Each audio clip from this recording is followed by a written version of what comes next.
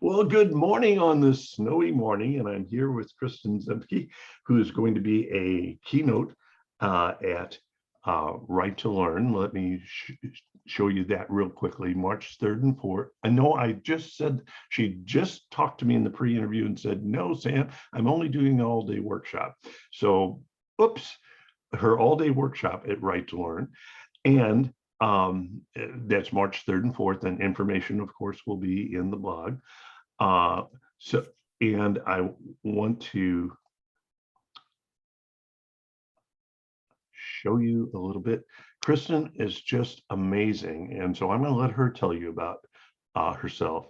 But I will say this: I've been to Right to Learn. I've seen her present. OMG! I am so excited about getting back to see her present again.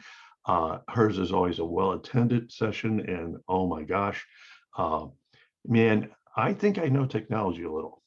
But anytime I really think I know technology a little, I start reading Kristen's materials and realize, Sam, you don't know anything. Okay, so I'll let you take it from here. Kristen, let's start by having you tell a little bit about yourself. Excellent. Thank you so much, Sam. Hi, everybody. I am Kristen Zinke, and I am a learning innovation specialist and resident teacher for the Big Shoulders Fund in Chicago. I'm a graduate of the University of Missouri, and so I'm super excited to head back to the Show Me State and spend time with friends there.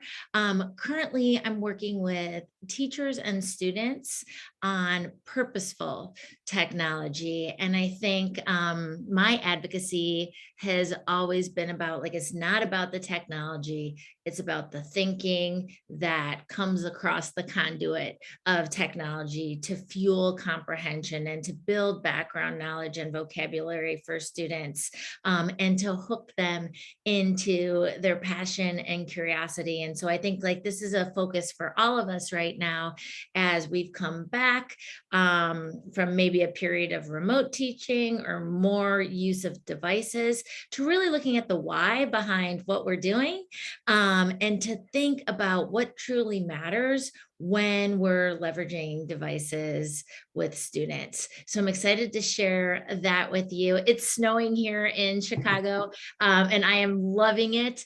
I spent a couple hours snowshoeing last night in one of the parks. And so I know some people don't like the snow, but I am cheering for more snow as we speak. Okay, it's snowing here in St. Louis as well, and I'm looking forward to it. And I get to see my grandkids post all those Facebook pictures of all the stuff they do in the snow. This is really cool. Okay, well, let's get on with the interview here. What are you going to tell us at that all-day Right to Learn session? And man, am I looking forward to attending that. Thank you, Sam. I'm doing a session called Being the Change for Access, Choice, and Joy. And I think, like, this is an inquiry-based workshop.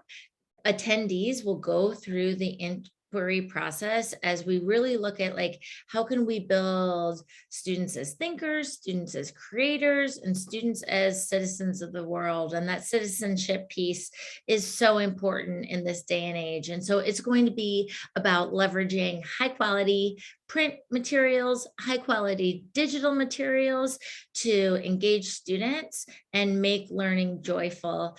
Linda Hoyt, who's one of my mentors, always talks about learning being joyful. And I think after this time where everyone's been under so much stress, including the young people that we work with, we really need to center joy. And so we'll be taking a deep dive into comprehension with digital mediums as well. How do we read video? How do we read graphics? How do we read podcasts? And really look at some of those new skills that you need to use when leveraging multimedia, and then connecting it back to many of the strategies that are tried and true that we've used for decades. So my favorite part of this workshop is that it works for all types of learners. Like, differentiation is built in when we're using high quality tools. We're expanding access for learners to not only access information, but to access the thinking, as maybe we take a complex idea that was difficult to decode and comprehend in print and use a short 37-second video clip to help students get to that concept. It's going to focus on critical thinking and communication skills and really look at like how can we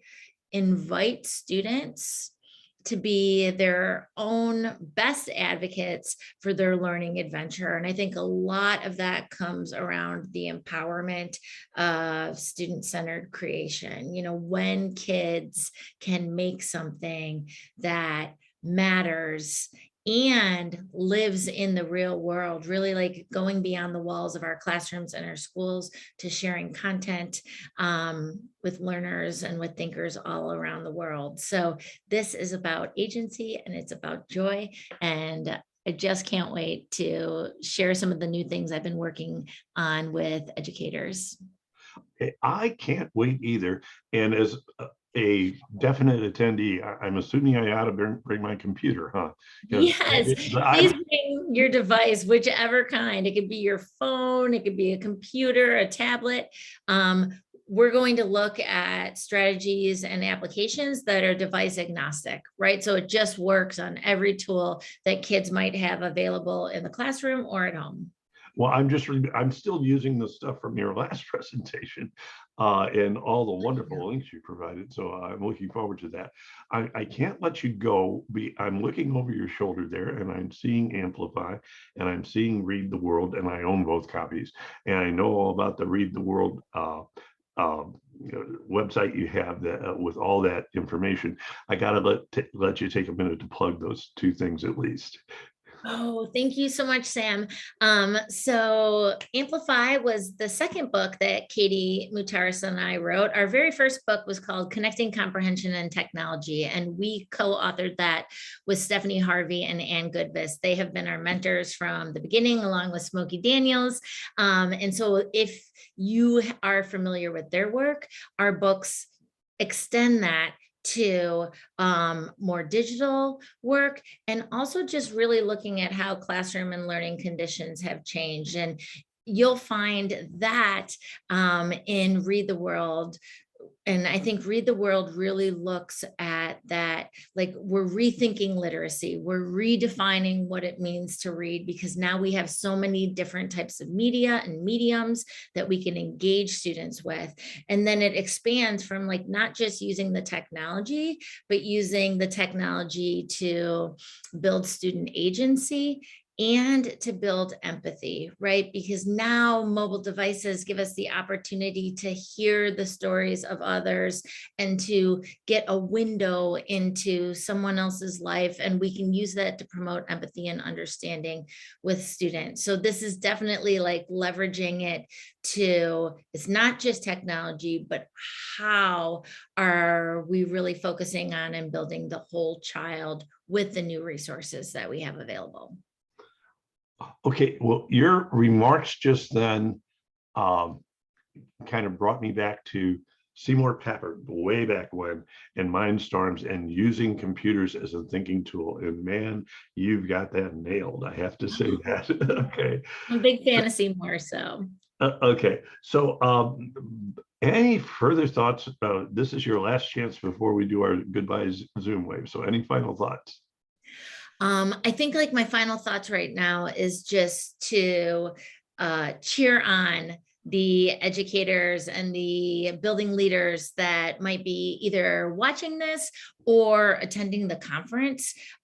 This is a hard, challenging time, and we're all committed to growing and learning together. And so just like we know our students need joyful learning in the classroom and in our schools, our educational team needs to find that joy. And I think that inquiry-based learning is such an easy way to leverage the many layers of reading, writing, literacy, and thinking, along with student interest, which leads us to engagement and joy. So I hope you'll find the information that I share to be helpful. And I just want to thank everybody for the important work you're doing every single day. So thank you all.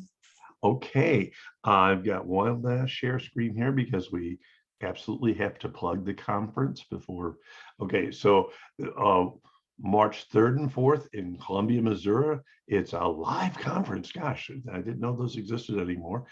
Centrally located, and there'll be links to it within the blog itself. So now we'll stop that share. And I have that terribly awful, corny way of ending things, which is a Zoom wave. So if you could now give me a Zoom wave, and goodbye, everyone, and thank you. And thank you, Kristen. Bye-bye. Hi, everyone. Thanks, Sam.